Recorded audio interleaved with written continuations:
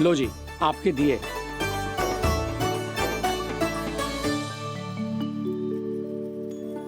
और जो हमने मांगा है वो? बाकी सब शेष द्वादशी के दिन मिलेगा, क्योंकि कल मैं भी एकादशी का व्रत रखूंगा। क्योंकि कल मैं भी एकादशी का व्रत रखूंगा। क्योंकि कल मैं भी एकादशी का व्रत रखूंगा।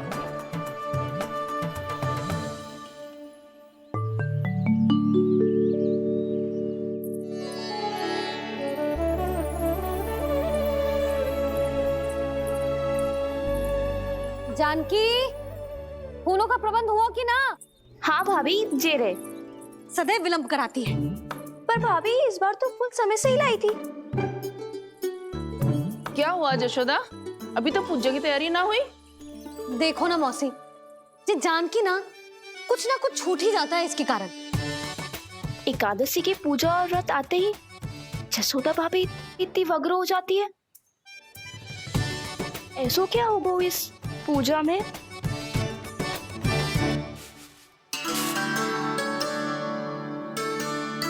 ये थाली में रोली चंदन रखने से, दिया जलाने से के होगो? आपको पता भी है एकादशी का व्रत क्यों रखते हैं? क्या महत्व है इसका? लो, जे तो मैं जसोमती रानी से पूछना भूल ही गया।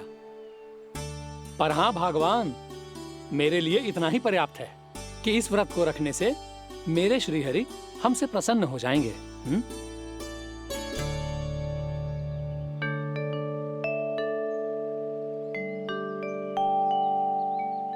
नारायण ही जाने ऐसे कैसे पूजा करते हैं जे श्री हरि की एक मूर्ति तक ना है इनके पास।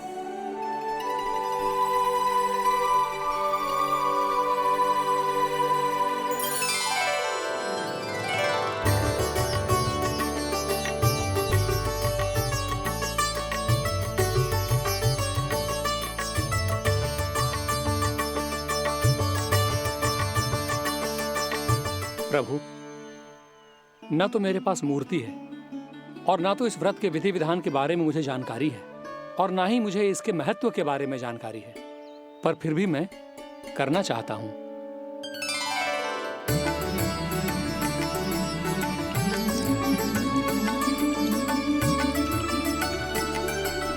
इसीलिए मैं दृढ़ संकल्प लेता हूं,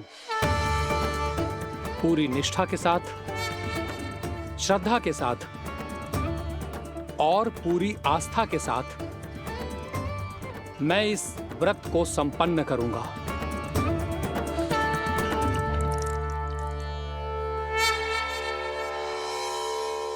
हम संकल्प लेते हैं कि एकादशी के व्रत को पूरी निष्ठा के साथ संपन्न करेंगे।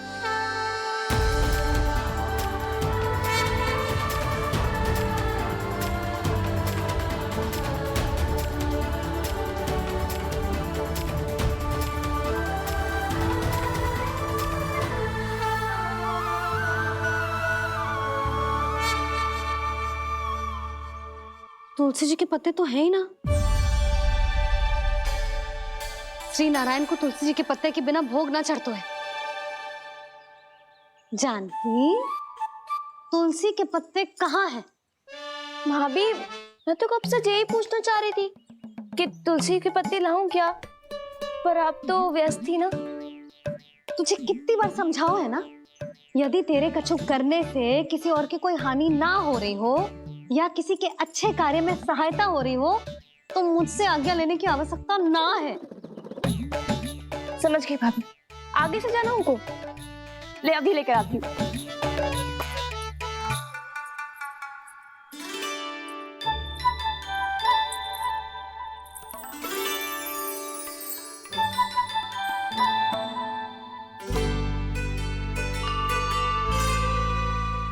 ताऊ, आपने पहले ये व्रत करो है?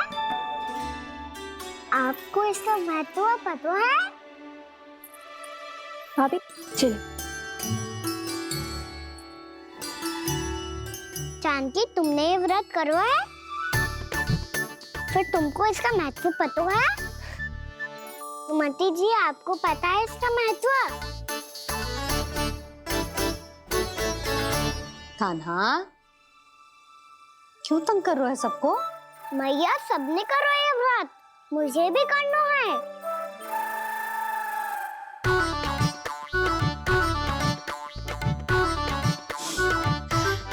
ये व्रत केवल बड़ों के लिए होती है लल्ला। जब आप ये व्रत कर सकती हो, बाबा कर सकते हैं, ये सारी गोपियां कर सकते हैं, वो भी कर सकते हैं, तो मैं क्यों ना कर सकता? क्योंकि तू कल तक भूखा ना रह पाएगो लल्ला। जब भक्त रह सकते हैं, फिर मैं क्यों नहीं रह सकता? मेरा अर्थ है कि नारायण के भक्त मैया, मैया मान जाओ ना, मुझे करने दो ना ये व्रत। अपनी लल्ला पे आप विश्वास ना है आपको? विश्वास है। अच्छा ठीक है, तू भी कर ले।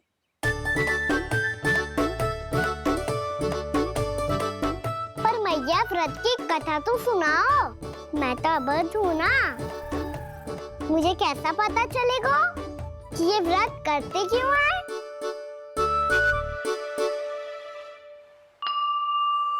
प्रभु, मुझ अबोध को कैसे पता चलेगा कि इस व्रत का क्या विधि विधान होता है और क्यों रखा जाता है और इसका महत्व क्या होता है? मुझे तो आप ही बता सकते हैं प्रभु। जब व्रत कर रहे हैं तब उसका महत्व भी पता होना चाहिए ना। बताओ ना मैया, क्यों रखते एकादशी का व्रत? इसके लिए तो तुझे एकादशी की कथा सुननी होगी। सुनेगो ना?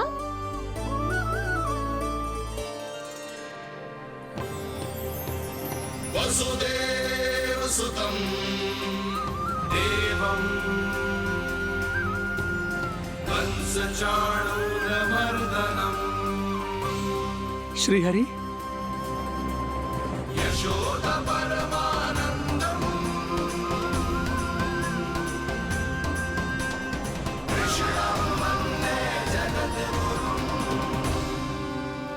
वाह प्रभु, अपने भक्तों को एकादशी व्रत का महत्व समझाने का अच्छा उपाय खोज निकाला है आपने।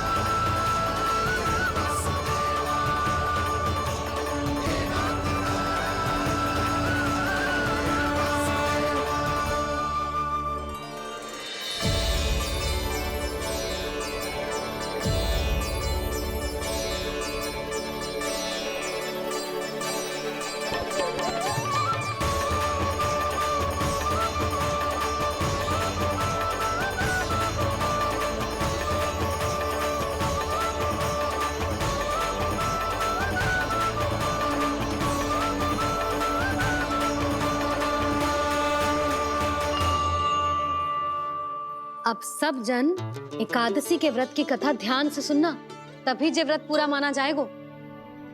समझो लल्ला?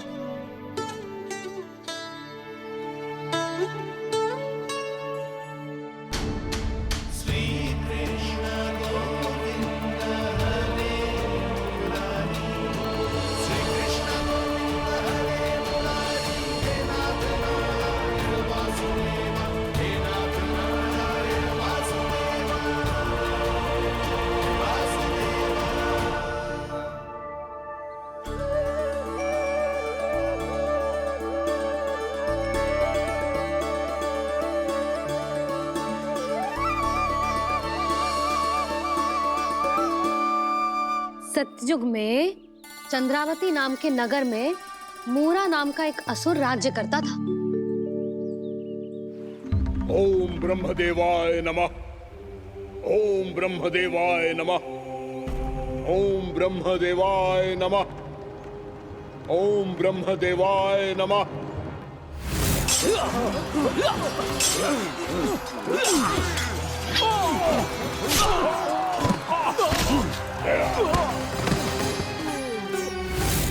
ओम ब्रह्मदेवाय नमः।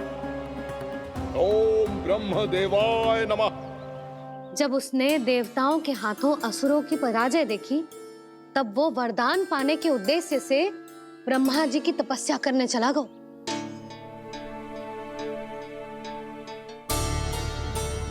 शीघ्र ही मूरा की तपस्या सफल हो गई और ब्रह्मदेव जी उससे प्रसन्न हो गए।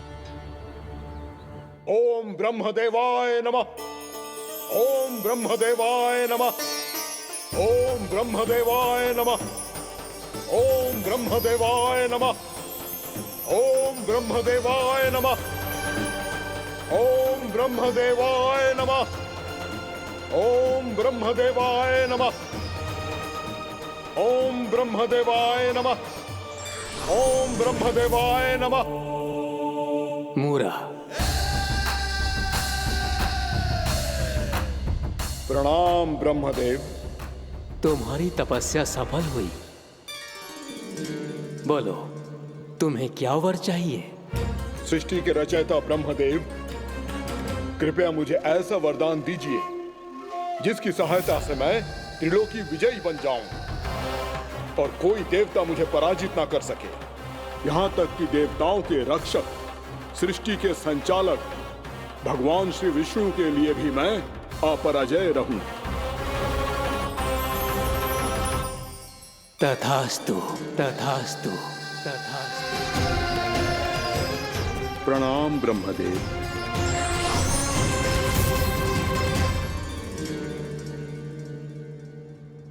ऐसा वरदान पाकर मूरा बहुत अभिमानी होगा। यक्षों, किन्नरों, यहाँ तक कि देवताओं को भी युद्ध के लिए ललकारने लगो, पर किसी ने भी उसकी ललकार को स्वीकार ना करो, क्योंकि सभी उसकी शक्ति से बहुत भयभीत थे और उसके सामने युद्ध किए बिना ही अपनी पराजय स्वीकार करने लगे और फिर दंभ में आके उसने स्वर्ग लोक पर भी आक्रमण कर दिया और देवराज इंद्र तक को चुनौती दे डाली।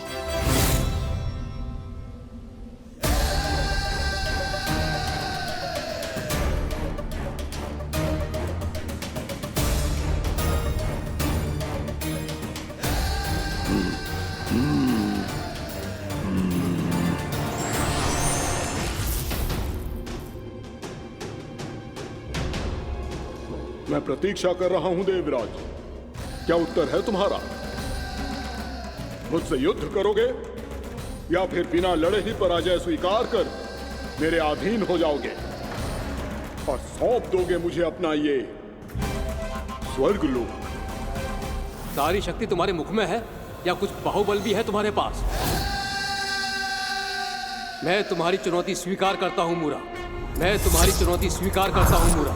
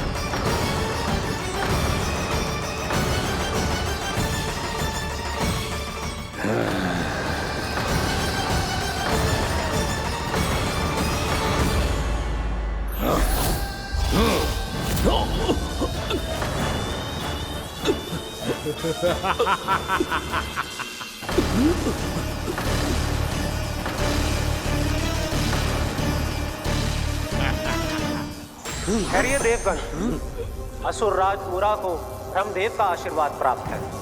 आप में से कोई भी इन्हें पराजित नहीं कर पाएगा।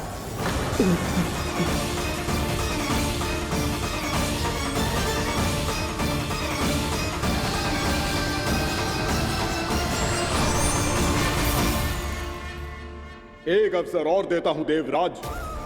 युद्ध या अधीनता, क्या उत्तर है तुम्हारा देवराज?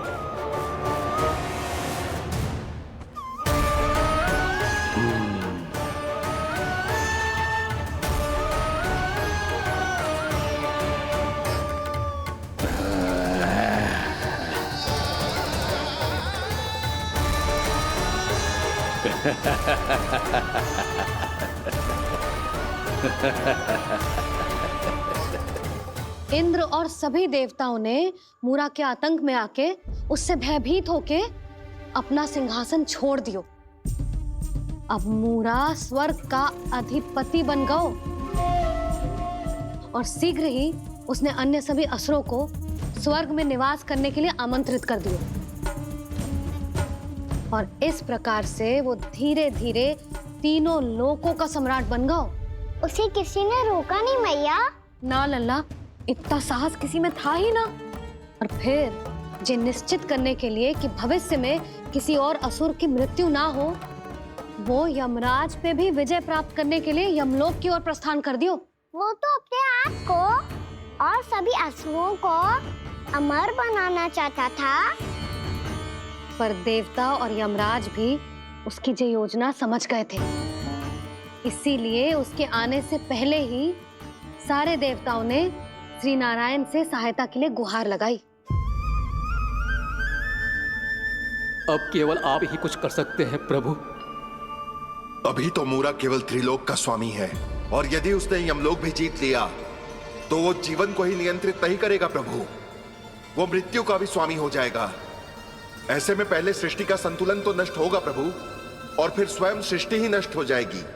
ऐसा नहीं होगा यमदेव, नियति ऐसा होने ही नहीं देगी। विधि रचेगी खेल और मैं बनूंगा माध्यम। असुर राज मूरा का सामना मैं करूंगा। बस आप मुझे चुनौती देने के लिए उसे तैयार कर लीजिए, चाहे उसके लिए आपको साम दाम दंड भेद कोई भी उपाय क्यों ना अपनाना पड़े।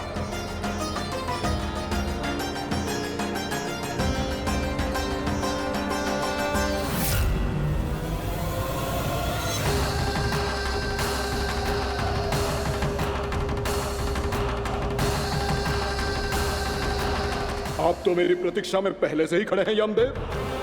तब तो आपने मेरी चुनौती के बारे में भी सुना ही होगा। कहिए, क्या उत्तर है आपका? मेरा स्वागत करके अपना राज्य त्यागेंगे या मेरा सामना करके अपने प्राण?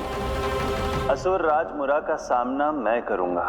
बस आप मुझे चुनौती देने के लिए उसे तैयार कर लीजिए, चाहे उसके लिए आपको साम दाम दंड भेद कोई भी उपाय क्यों ना अपनाना पड़े।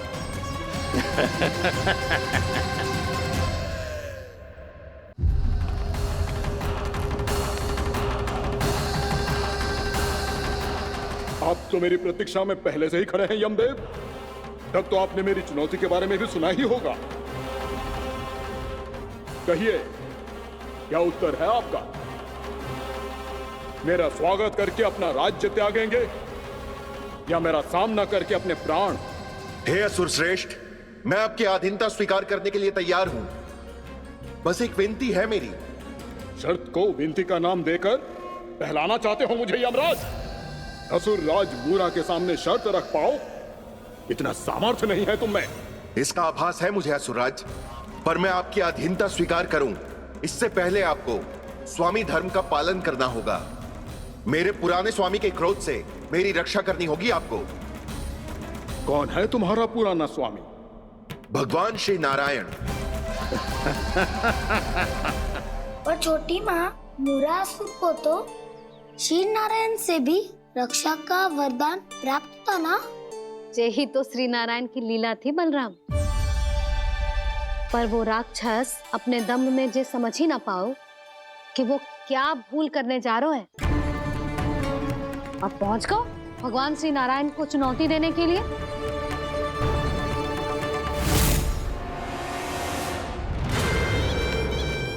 वहीं ठहर जाओ असुर राज मूरा।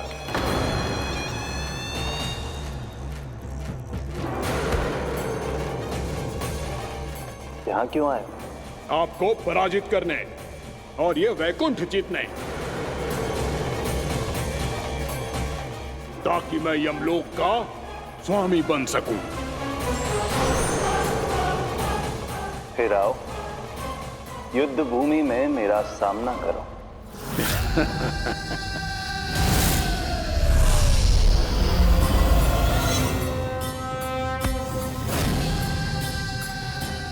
ये नहीं जानते कि इनसे ना हारने का वरदान तो मैं पहले ही प्राप्त कर चुका हूँ।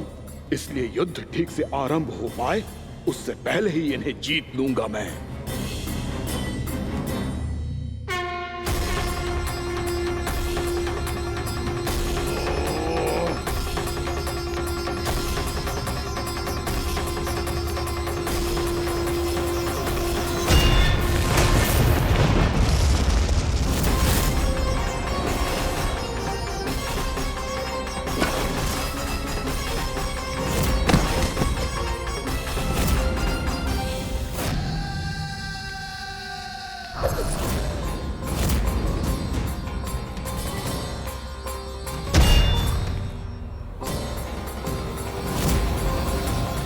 और इस प्रकार ये युद्ध वर्षों वर्षों तक चलता रहो।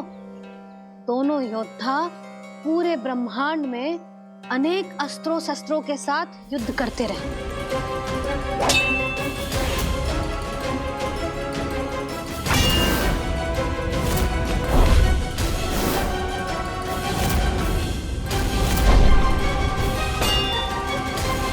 फिर क्या हुआ मैया?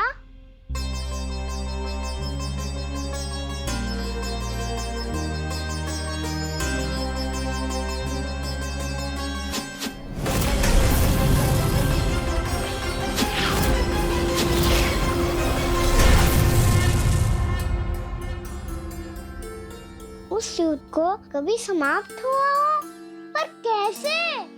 शीघ्र ही वो राक्षस थक गौ लल्ला।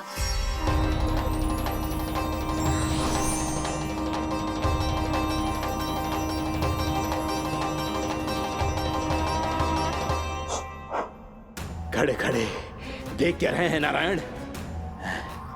आक्रमण कीजिए, वध कर दीजिए मेरा।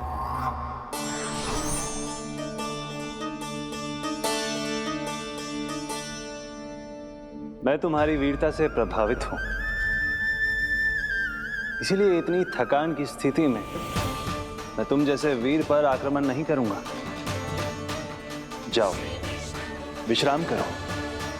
यदि फिर से युद्ध करने की इच्छा हो तो तुम्हारा स्वागत होगा।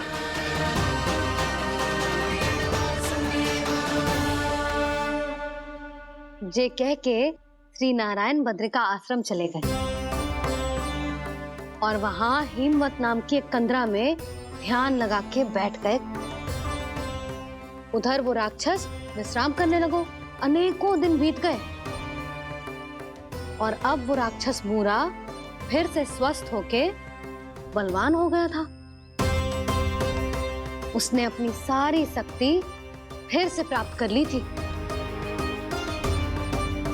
श्री नारायण ने उस पर दया करी थी, पर वो फिर से श्री नारायण को छलने को तैयार होगा।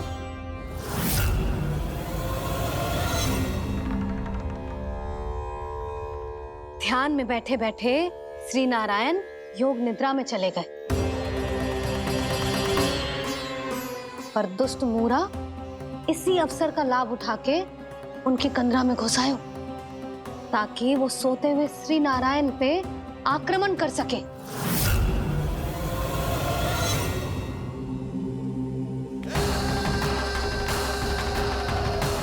आज इस लंबे युद्ध को जीतकर अपने इस अंतिम शत्रु का भी अंत कर दूंगा मैं।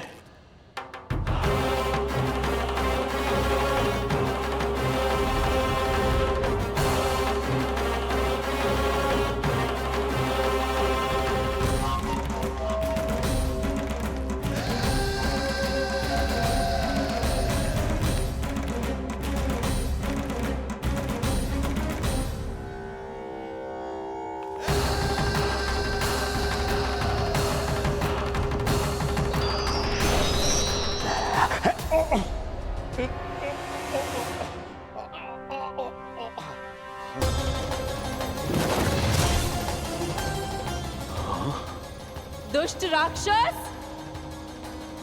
प्रभु ने तुझ पर दया की, तुझे संभलने का अवसर दिया। तू इन्हीं पर ही छल से वार करने चला है।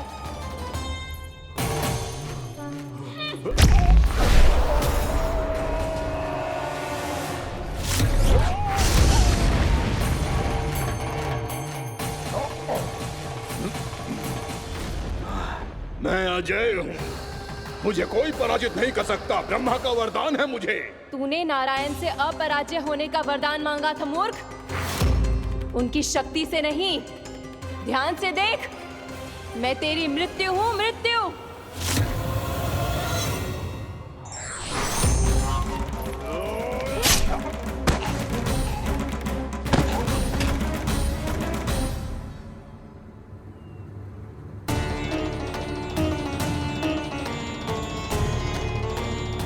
वो देवी कौन थी छोटी माँ? और कौन बलराम, वही तो थी देवी एकादशी।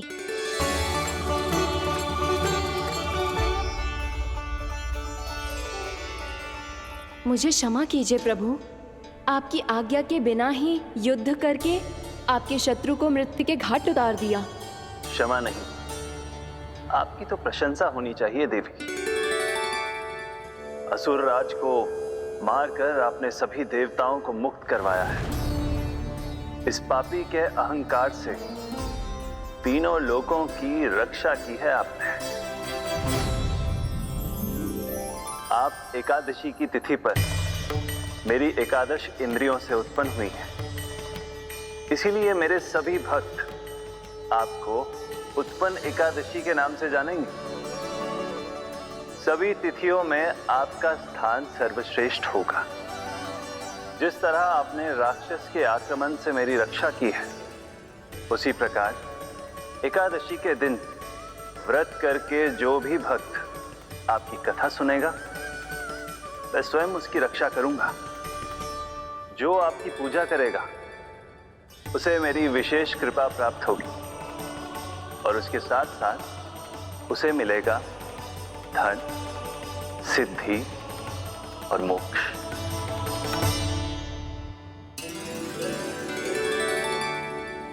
इसीलिए आज के दिन व्रत रखने का बहुत अधिक महत्व होता है।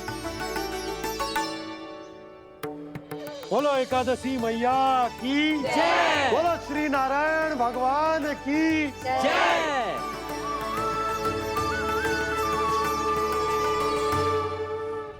प्रभु की कृपा से एकादशी का महत्व भी पता चल गो और मेरा व्रत भी सफल हो गो। अभी नहीं भूला रहा, एकादशी का व्रत पूरी तरह तभी सफल होता है जब द्वादशी के दिन उसे पूरा किया जाता है।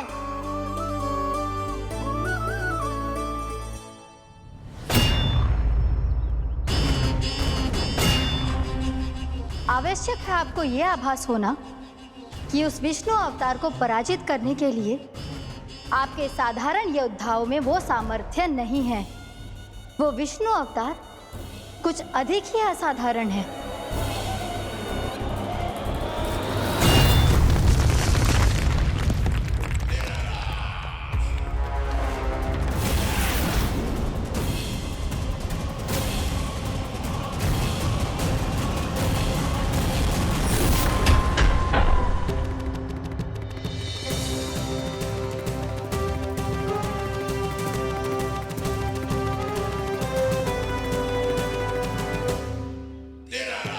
अब मैं दिखाऊंगा उस विष्णु अवतार को असाधारण शत्रु क्या होता है।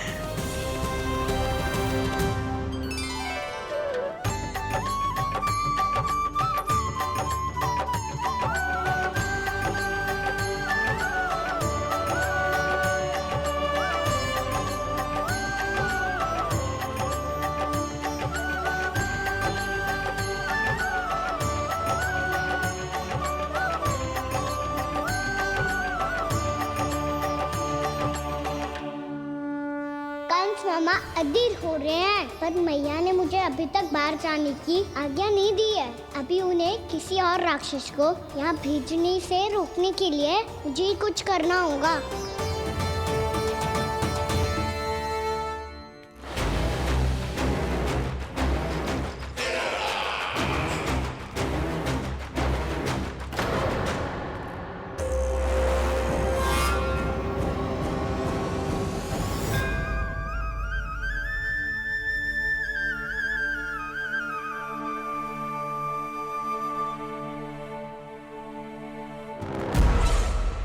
कौन कौन हो तुम? बचपन से ही मुझे मारने का सपना देख रहे हैं, फिर मुझे ही नहीं पहचानते।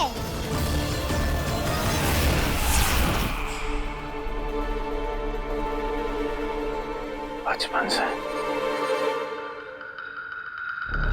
विष्णु अवतार। कोई कान्हा बुलाता है तो कोई मुरलीधर पुकारता है, कोई माखन चोर कहता है, कोई कहता है चिच्चोर। पर विष्णु अवतार इस नाम से तो बस आप ही मुझे बुलाते हो मामा जी। इतना साहस, ये तो यहाँ आ गया है।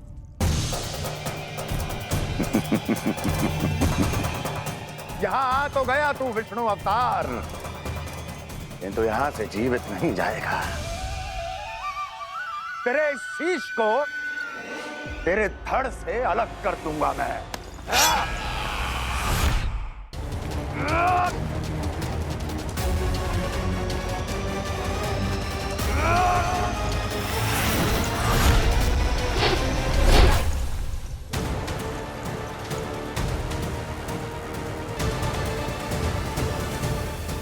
कहाँ देख रहे हो मामा जी? मैं तैयार हूँ।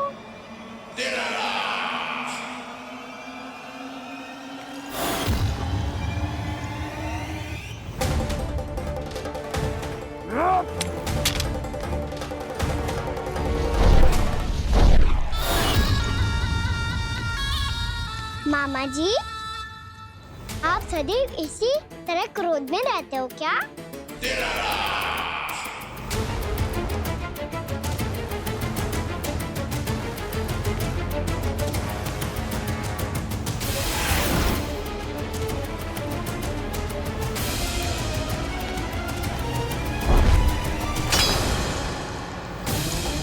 छोड़, छोड़ मेरी तलवार को।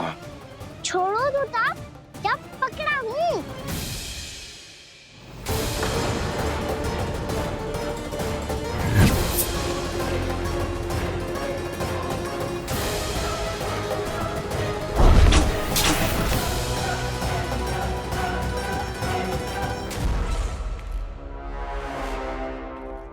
मामा जी,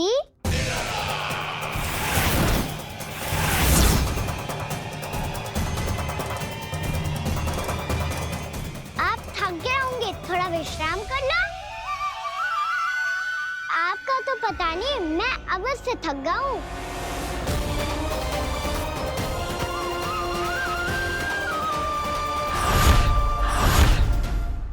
मेरे सिंहासन पर बैठने का तू साहस? अभी तो बस अभ्यास कर रहा था मामा जी। भविष्य में मुझे तो बैठना है यहाँ। आपने बल प्रयोग करके से अपने पिताजी से छीना था, मैं आपसे छीन लूंगा। जो छल और बल से लिया जाए वो अधिक समय तक टिकता नहीं है मामा जी।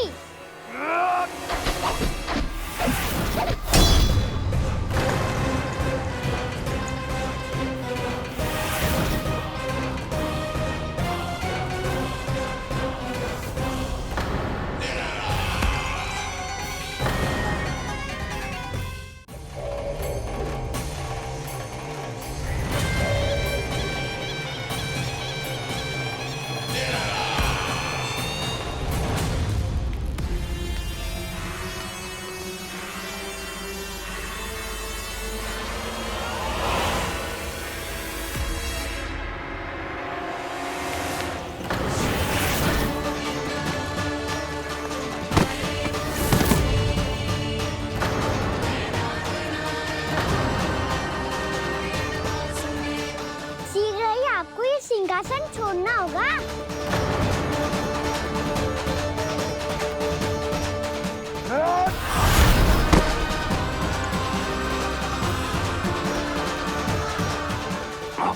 वो मेरा सिंहासन छीनना चाहता है। वो आ रहा है, वो आ रहा है। सैनिकों, दुर्जन, बंद कर दो सभी द्वार और झरों के। सब के सब इसकी हर संभावना पर इतना कड़ा पहरा बिठा दो कि ना तो कोई महल के भीतर आ सके ना तो बाहर जा सके। मुझे महल की चप्पे चप्पे की सूचना चाहिए। जाओ।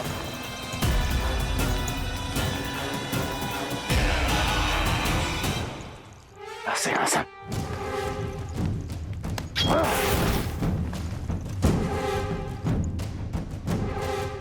अब आ दुष्ट मायावी, ए छलिया विष्णु अवतार, मैं कंस तेरी प्रतीक्षा कर रहा हूं।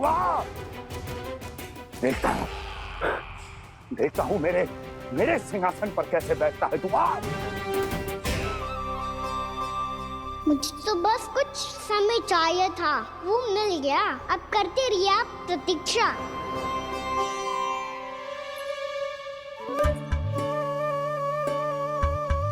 जी अपने आप से बातें क्यों कर रहे हैं जी?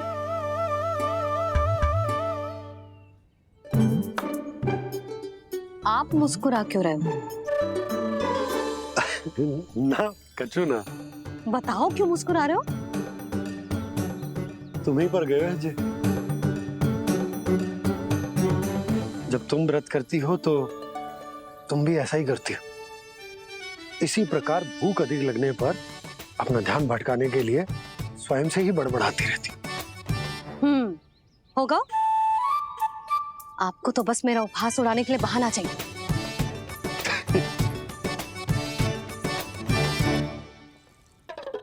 लल्ला, भूख लगी है? ना मैया, व्रत करे तो भूख कैसे लगेगी?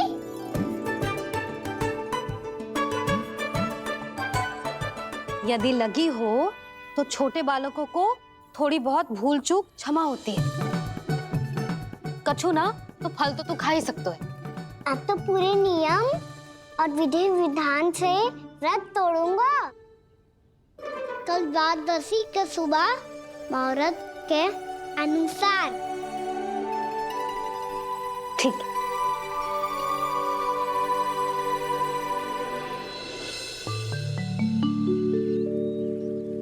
लल्ला, एकादशी समाप्त हो गई है, द्वादशी लग गई है।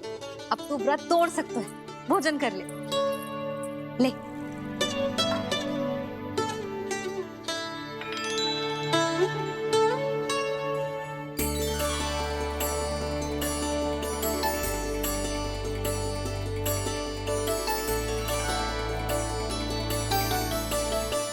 आज तो कार्य कर लीजिएगा। मैं ना चाहती कि सब गांव वाले फिर से आपका उपहास उड़ाएं। अरे, इसी क्षण कार्य आरंभ करना आवश्यक ना है। कुछ खा तो लो। कल भी पूरे दिन व्रत में रहे, अब तो कुछ खा लो। ना ना, अभी बिल्कुल भूख ना है। और हाँ भगवान, तुम्हें चिंता करने की आवश्यकता नहीं है। आज मैं किसी को भी 2 शब्द कहने का अवसर नहीं दूंगा। अरे, कुछ खाओगे पियोगे नहीं तो कैसे रहोगे?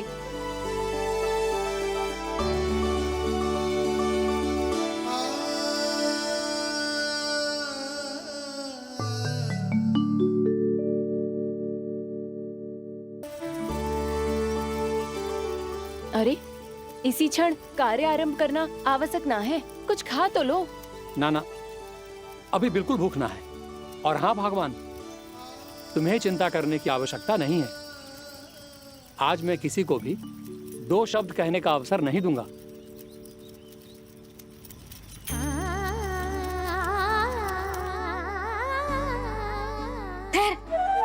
मैं तेरे लिए मट्ठा लेके आती हूँ। व्रत के बाद पीने से पेट ठंडा रहता है। रुक।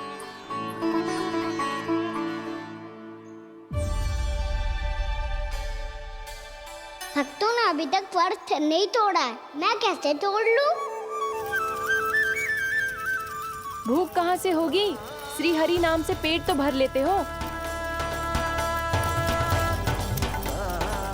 श्री हरि श्री हरि श्री हरि।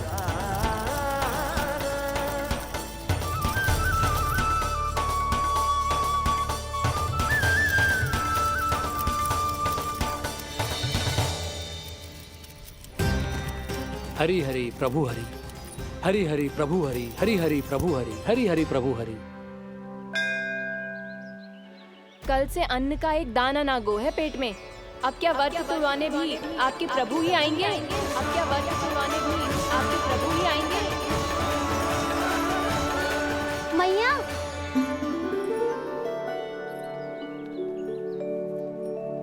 मैया पहले व्रत तोड़ के कच्चू खा तो लो। अभी ना, लौट के आने के बाद। हाँ,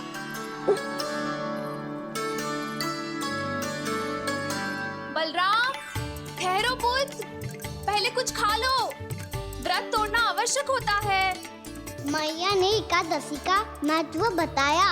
लगता है मुझे सबको द्वादशी पर व्रत तोड़ने समाप्त करने का महत्व बताना होगा। हरि हरि हरि हरि हरि मेरे हरि।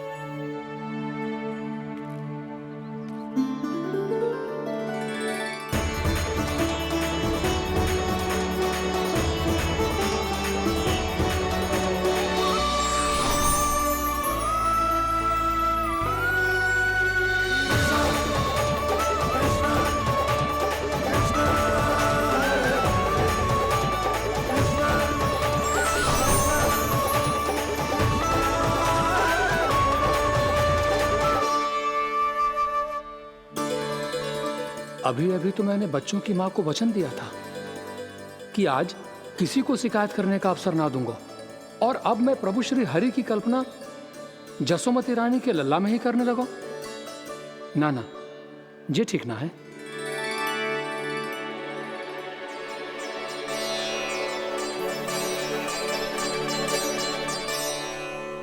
ठीक है तो है, बिल्कुल सही पहचाना है आपने।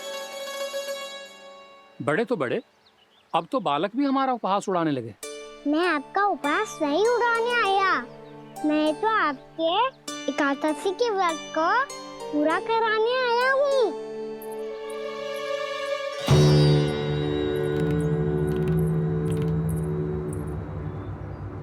कान्हा,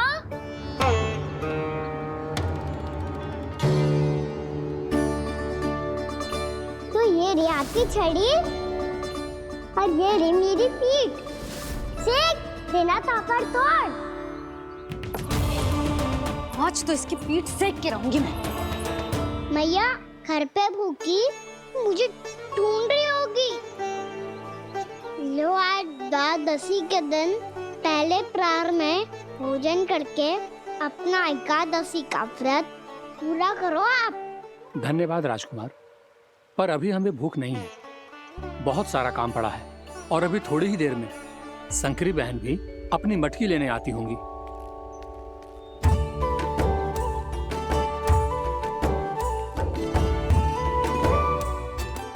पर मैं आपका व्रत पूरा कराए बिना नहीं जा सकता। भला क्यों? भक्त भूखा रहे और भगवान खा ले, ऐसा हो सकता है भला?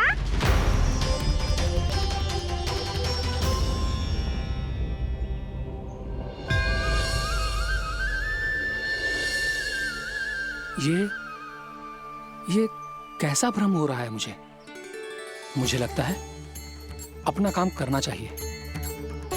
द्वादशी के पहले प्रहर में व्रत पूरा करना बहुत आवश्यक होता है, ना तो एकादशी का व्रत भी पूरा ना मानो जातो। इतनी सारी ज्ञान की बातें तुम्हें कैसे पता है लल्ला?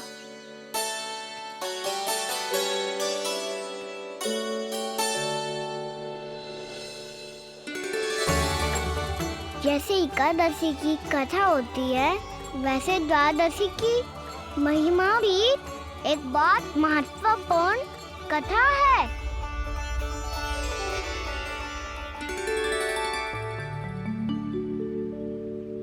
कैसी कथा? बिल्कुल सही समय पे आई हो आप, क्योंकि आपको ये कथा आपको अवश्य सुननी चाहिए।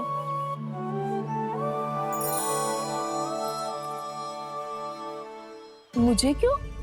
पहले सुन तो लियो, फिर स्वयं ही पता चल जाएगा।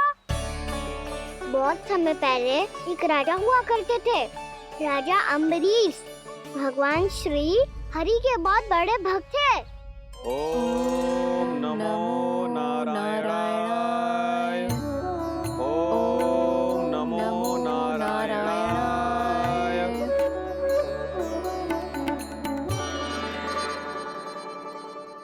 नेक पुण्य के काम करते थे वो। अपनी पत्नी के साथ हरि का नाम जपते रहते थे।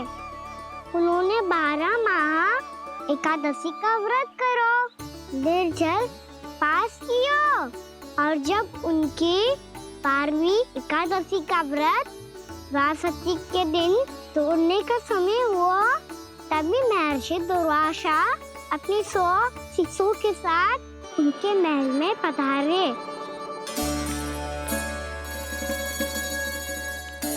प्रणाम स्वीकार करें महर्षि। आप जैसे महान ऋषि मेरे राज्यसभा में आए, वो भी ऐसे अवसर पर जब मैं और मेरी पत्नी निरंतर 12 एकादशियों के बाद अंतिम एकादशी का व्रत तोड़ेंगे।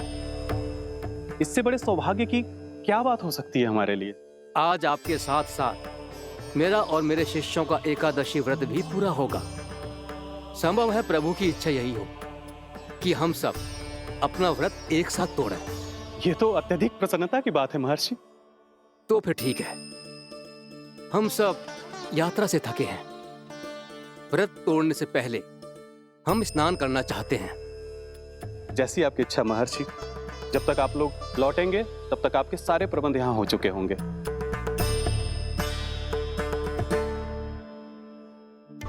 महर्षि दुर्वासा स्नान करने गए थे, पर उन्हें लौटने में विलंब हो रहा था, और इधर द्वादशी पर व्रत पूरा करने का मुहूर्त बीता जा रहा था। महाराज अमरेश बड़ी विरगता के साथ महर्षि दुर्वासा के लौटने की प्रतीक्षा कर रहे थे। महाराज, व्रत तोड़ने का मुहूर्त बीता जा रहा है, बस कुछ ही समय बचा है। महर्षि और उनके शिष्यों को लौटने में न जाने कितना समय लग जाएगा। मेरा सुझाव है कि आप मुहूर्त समाप्त होने से पहले व्रत अवश्य तोड़ लें। गुरुदेव, हमने महर्षि दुर्वासा को वचन दिया है कि जब तक वो लौटेंगे नहीं तब तक हम व्रत नहीं तोड़ेंगे। इसीलिए मैं उनके लौटने के बाद ही भोजन ग्रहण करूंगा। पर महाराज, मुहूर्त यदि बीत गया और समय रहते हो नहीं आए तो महाराज आपका व्रत पूरा नहीं होगा। महाराज, आपको उसका फल नहीं मिलेगा। महाराज, 12 एकादशियों का व्रत व्यर्थ चला जाएगा। किंतु गुरुदेव, यदि मैंने भोजन कर लिया तो ये तो अतिथियों का अपमान होगा। आप उचित कह रहे हैं महाराज।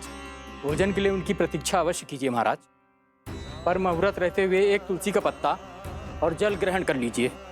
इससे आपका व्रत भी पूरा हो जाएगा और अतिथि का मान भी रह जाएगा। आपका सुझाव अच्छा है गुरुदेव।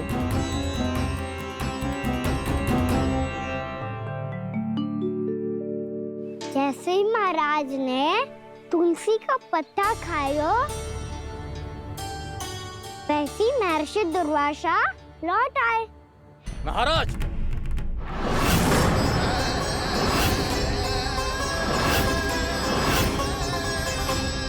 महाराज को उपास तोड़ते देखते बहुत क्रोधित हो गए।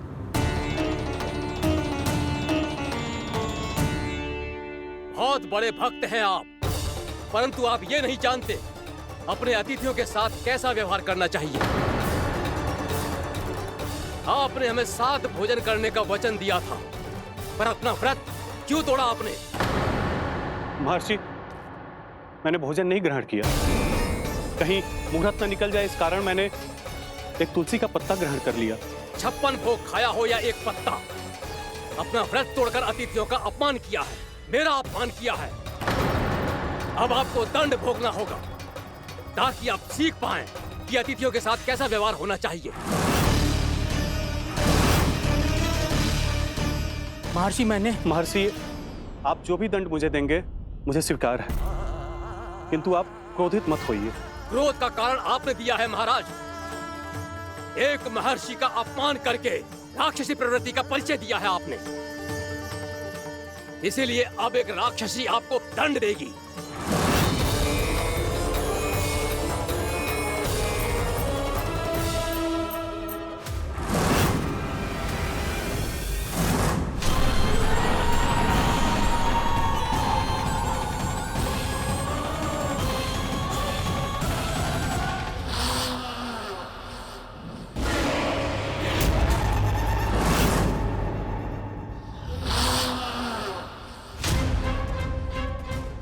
हे प्रभु, यदि मैंने सच में महर्षि का अपमान करने की भूल की हो तो मैं उसका परिणाम भोगने के लिए प्रस्तुत हूं। ओम नमो नारायणाय, ओम नमो नारायणाय नमः। महर्षि दुर्वासा को यह आभास ही नहीं था कि महाराज अम्बरीश ने उनका अपमान नहीं किया था। फिर भी उसे अपमान मान के वो श्री नारायण के भक्त पे संदेह कर रहे थे। मैंने भी तो भोला राम की भक्ति पे संदेह किया था। हे नारायण, ये क्या पाप हो गया मुझसे? संदेह किसी अपमान से कम ना हो तो, और भगवान सब सह सकते हैं, पर उनके प्रिय भक्तों का अपमान सहन ना कर सकते। इसीलिए उन्होंने अस्थिचेप करने का निर्णय लिया।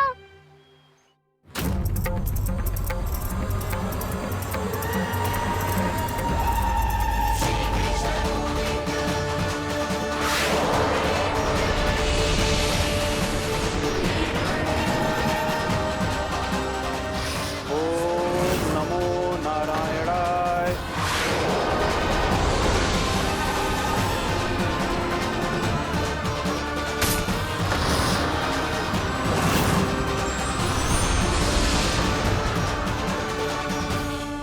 और फिर भगवान का वो सुदर्शन चक्र महर्षि दुर्वासा के पीछे पड़ गया।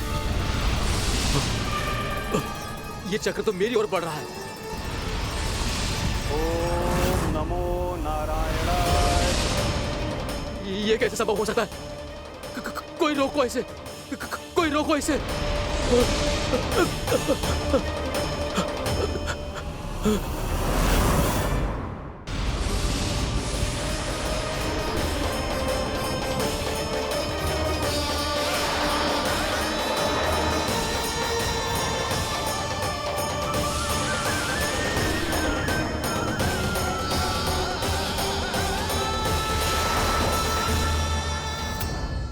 चक्र से अपने प्राण जैसे तैसे बचाते बचाते महर्षि दुर्वासा ब्रह्मलोक जा पहुँचे। ब्रह्मदेव, रक्षा कीजिए ब्रह्मदेव, सहायता कीजिए, मुझे बचाइए ब्रह्मदेव, रक्षा कीजिए। ये सुदर्शन चक्र मेरे प्राणों के पीछे पड़ गया है, मुझे बचाइए ब्रह्मदेव, मुझे बचाइए। महर्षि, मैं चाहकर भी आपकी सहायता नहीं कर सकता। ऐसी स्थिति में यदि कोई कुछ कर सकते हैं तो वो हैं सुदर्शन चक्र के स्वामी विष्णु, क्योंकि सृष्टि में केवल वही हैं जो इसे नियंत्रित कर सकते हैं। वो ही इसे वापस लौटने का आदेश देकर आपके प्राणों पर छाए हुए संकट को दूर कर सकते हैं। किंतु हां, मैं सुदर्शन चक्र से इतना अवश्य कहूंगा कि जब तक आप विष्णु लोक में पहुंच नहीं जाते, वो आपको किसी भी प्रकार की हानि ना पहुंचाए। आपका बहुत बहुत धन्यवाद, आपकी सदा ही जय हो।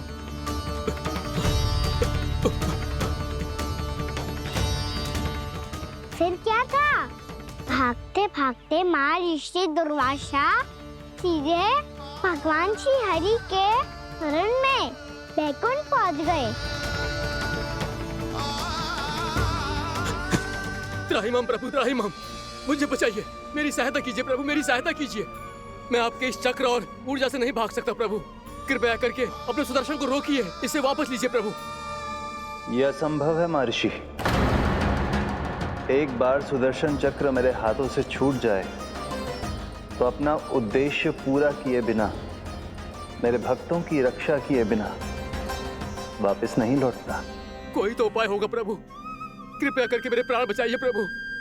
मैं सुदर्शन की ऊर्जा से जलकर भस्म नहीं होना चाहता प्रभु। आप जो कहेंगे मैं करूंगा प्रभु, मेरी सहायता कीजिए प्रभु, मेरी सहायता कीजिए। एक उपाय है, किंतु मुझे नहीं लगता कि आप वो कर पाएंगे। मैं अवश्य करूंगा, मैं अपनी प्राण रक्षा के लिए कुछ भी करूंगा प्रभु। आपने मेरे भक्त राजा अम्बरीश को भक्ति का कर्तव्य निभाने के लिए अपमानित और दंडित किया है महर्षि, पर भक्त की रक्षा करना भगवान का कर्तव्य है। इसलिए यदि आप भक्त राजा अम्बरीश के पास जाकर क्षमा याचना करें और यदि वो आपको क्षमा कर दे तो ही ये चक्र आपके प्राण लिए बिना लौट सकता है। अन्यथा आप तो जानते हैं महर्षि, मेरे भक्त का अपमान मेरा अपमान। भक्त का अपमान भगवान के अपमान से कम ना हो तो है। महर्षि दुर्वासा को भी ये बात समझ आई और फिर उन्होंने महाराज अम्बरीश से क्षमा याचना की। महाराज महाराज महाराज महाराज महाराज मुझे क्षमा करें महाराज, मुझसे बहुत बड़ी भूल हो गई महाराज, मुझसे बहुत बड़ी भूल हो गई महाराज। महर्षि, आप हमारे चरण छुए ये उचित नहीं। महाराज महाराज अम्बरीश, आप नारायण के सच्चे भक्त हैं। मैंने आपको अपमानित किया, दंडित करने का प्रयास किया महाराज। इस अपराध के लिए मुझे क्षमा कीजिए महाराज, और इस सुदर्शन चक्र से मेरे प्राण बचाइए महाराज।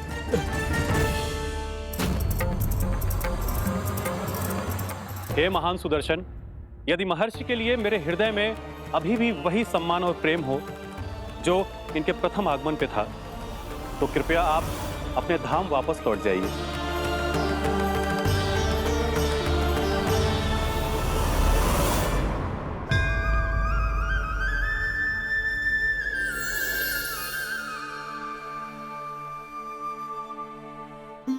आपका बहुत बहुत धन्यवाद महाराज अम्बरीश।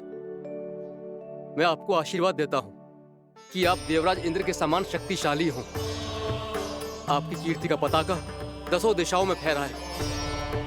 मेरी बस एक ही इच्छा है महर्षि, कि मैं आपके साथ अपना उपवास तोड़ सकूं। अवश्य महाराज, हम सब भोजन आपके साथ करेंगे और अपने आप को नारायण की सेवा में अर्पित करके व्रत को पूरा करेंगे, क्योंकि आज जो यहाँ हुआ है उससे सिद्ध हो चुका है कि एकादशी व्रत का फल द्वादशी की सुबह भोजन करने से ही प्राप्त होता है। इस कथा से हमें पता चलता है कि सभी को द्वादशी के सुबह भर पेट भोजन करके एकादशी का व्रत पूरा करना चाहिए। और दूसरी बात, भगवान की सच्ची भक्ति अपमान कभी ना करना चाहिए। उनके साथ सदैव प्रेम से व्यवहार करना चाहिए। यही भगवान को सबसे अधिक प्रिय है। भैया भोला राम, मैंने भी श्री हरि पे तुम्हारे विश्वास का उपहास उड़ाया था, मुझे क्षमा कर दो। ना ना, आप क्षमा मांगकर मुझे लज्जित मत करो, आप तो मेरी बहन जैसी हैं। जब महर्षि दुर्वासा जैसे महान ऋषि को भी प्रभु के भक्त से क्षमा मांगनी पड़ी, तो मैं तो बहुत ही तुच्छ हूँ। मुझे आपकी किसी भी बात का बुरा ना लगा। पर पता है प्रभु को कौन सी बात सब भूला रखता है? कौन सी बात? जब उनका भक्त भूखा रहे, हमें भी अपना व्रत पूरा ना करे। और जैसा कि आप सभी ने अभी कथा से सीखो है, एकादशी के व्रत को द्वादशी की सुबह अवश्य पूरा करना चाहिए। अब आप जाओ, अपना व्रत पूरा करो।